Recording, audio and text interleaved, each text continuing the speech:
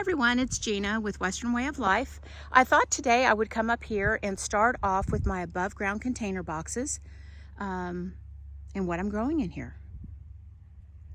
This container box is a 4-year-old box that I originally put in, and these 3 larger containers are 3 years old.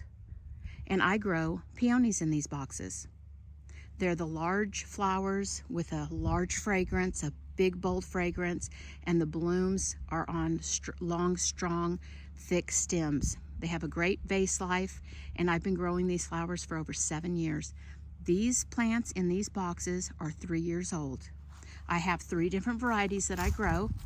I grow a early variety, a mid variety, and a mid-late variety, and that means that they will bloom early, mid, and a mid-late. They do have a very early variety and a late and a very late variety, but here in Oklahoma in the southern states, I'm in grow zone 7B in southern Oklahoma, the heat, they will not tolerate heat. So up in the northern states, the peony plants are big and bold and beautiful.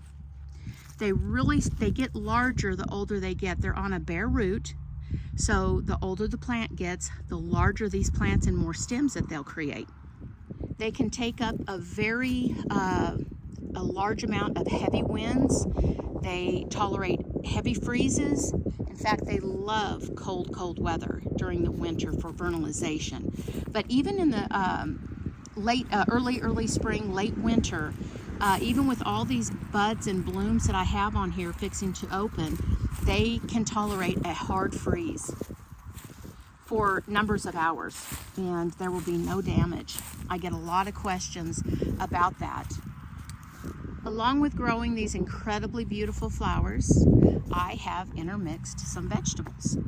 And when I planted these vegetables, or planted the seed, and they're all intertwined in here, I did not take in consideration how large these peony plants were going to get. Here's some lettuce and some radishes growing, some more radish here. And these smaller peony plants will get as large as the bigger ones. This is an early variety. These are later varieties that will bloom.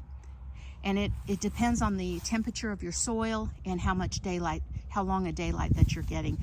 And the peonies just know when they're going to bloom. Since I'm so far south is why I'm getting an early bloom time. And it will last late March, early April into mid-May. And they only bloom one time a year. But anyway, I wanted to share with you the 3 lovely above ground containers that I have. And I will share with you these gorgeous flowers as they bloom. And hopefully my vegetables here, these are doing good. They're getting plenty of sunlight. There's some radishes that may get snuffed out along with the ones on the edge over there. That peony plant just got very large. So here's some open space for maybe next time, but next year these will be twice as big. So there will come a time where I will have to dig some of these bare roots out, divide them, and plant them in different locations. Okay, so I usually always start my videos out with the crates, and if this is your first time following me, hello.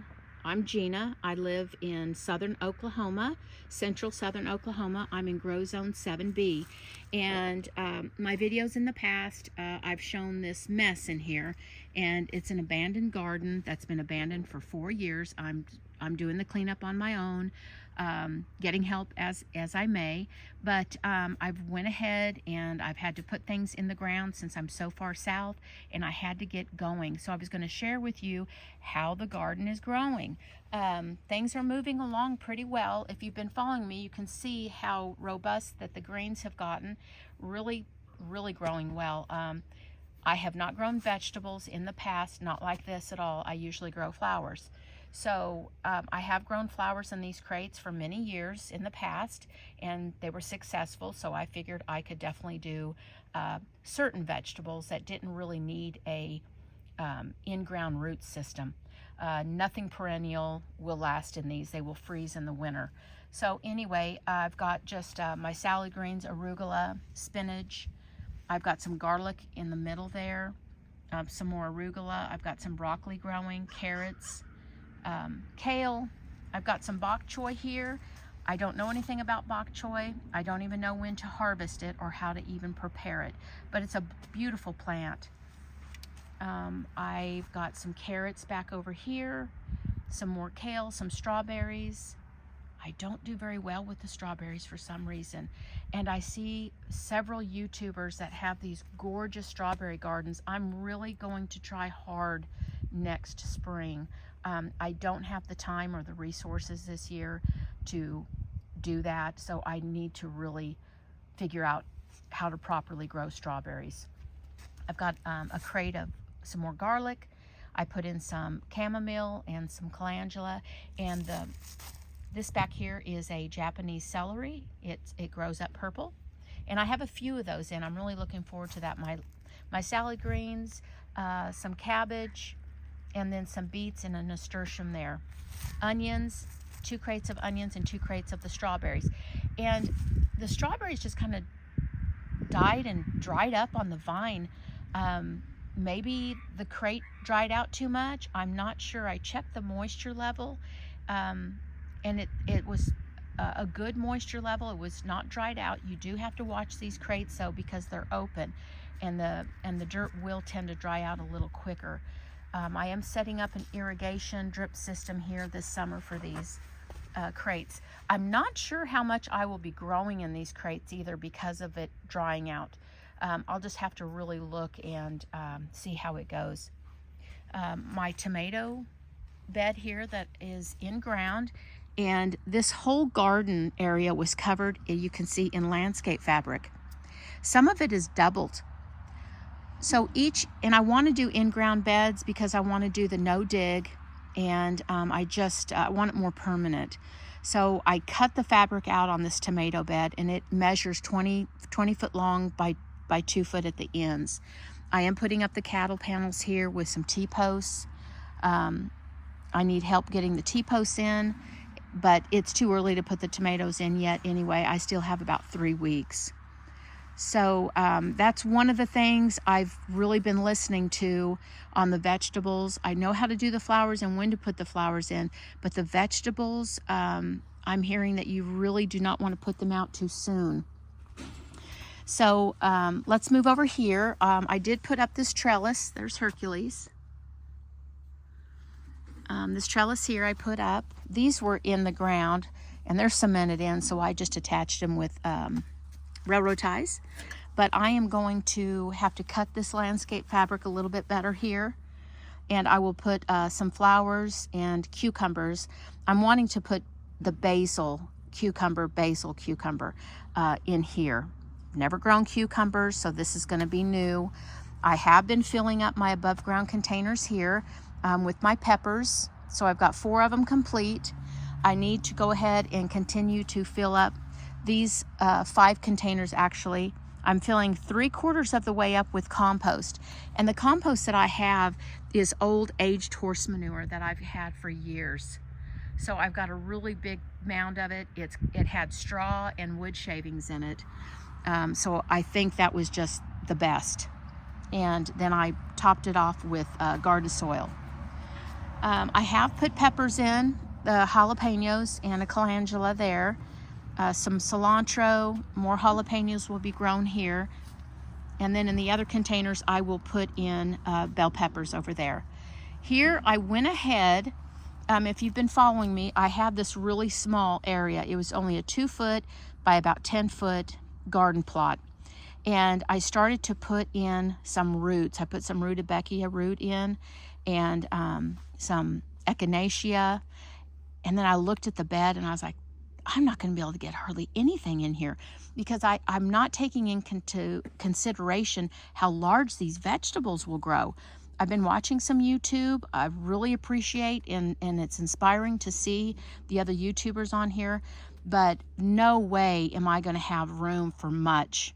So I went ahead and expanded this bed. As you can see, it's a 4 foot now by 10. So I feel more comfortable with this, and I feel like I can put a little bit more in. I went ahead and reseeded some more radishes, and I went ahead and put my celery in. And then over on the fence, this is also an in-ground. There's no landscape fabric underneath here. I'm going to back up 1 second on this bed. What I did is I used old feed bags. They're paper, inside and out. And I lined the bottom after I cut the landscape fabric out. So the paper bags are right on the dirt, and then I covered it with my aged compost, and then I've covered it with garden soil. And it's ready to go. So it's a no-till is what I was looking for. But back over here, I just threw some onions in this aged manure, and they really are coming up very nicely.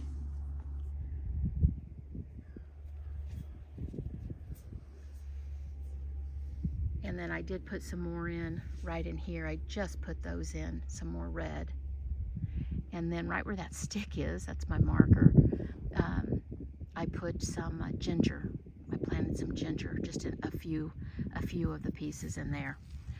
And then I just put in some zinnia. I've got so many zinnia that I seeded. If I lose these, it'll be okay. But I will, if we get a frost until my frost date is over, I have Agribon, and I can cover this area with ease. I went ahead and put some of my sunflowers. They were getting so leggy. I went ahead and just stuck them out here. And the other things that are planted is okra.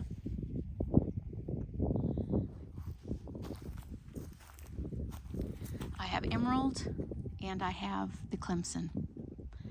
And I believe I have about six or eight in here. The last one is right there. So then I have all the rest of this area here. And I'm not wanting to put my squash in this area where all my other vegetables and tomatoes and cucumbers are. I'm thinking I'm going to go ahead and put the squash farther down. This is all open under here. It's just aged manure and some dirt that I put on there, some old dirt. And then this part of the garden also, that landscape fabric has been pulled up, but I'm wanting to put the squash farther down away from my vegetable garden. So this is a whole nother nightmare. And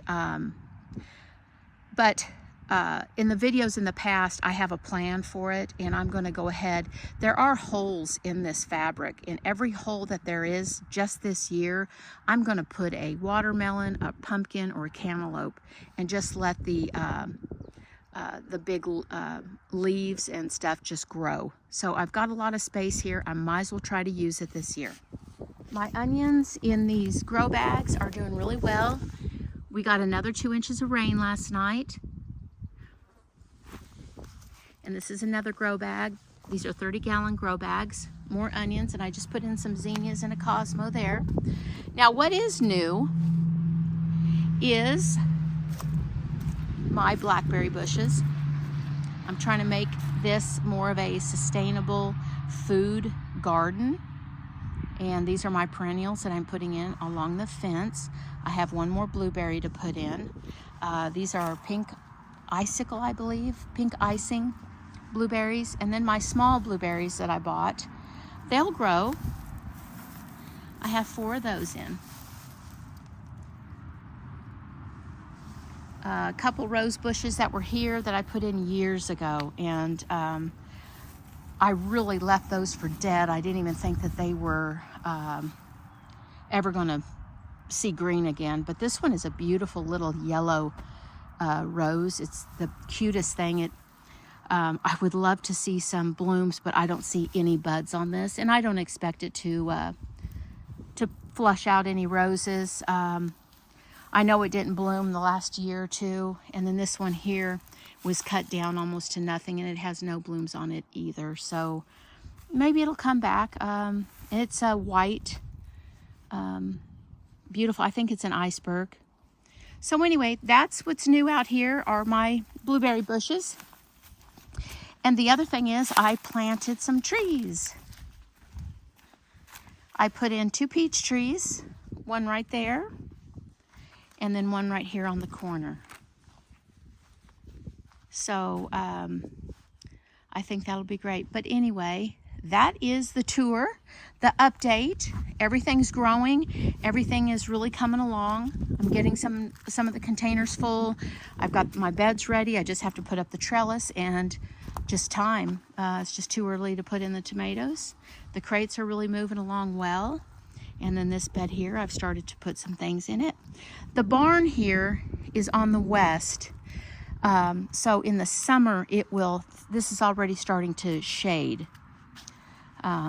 So it really will come in handy in that really hot afternoon. And then of course the big oak tree here. And the sun will move over to the north a little bit more also. So this whole area will shade in the, actually the early afternoon, like 3:30, 4 o'clock, it starts to shade.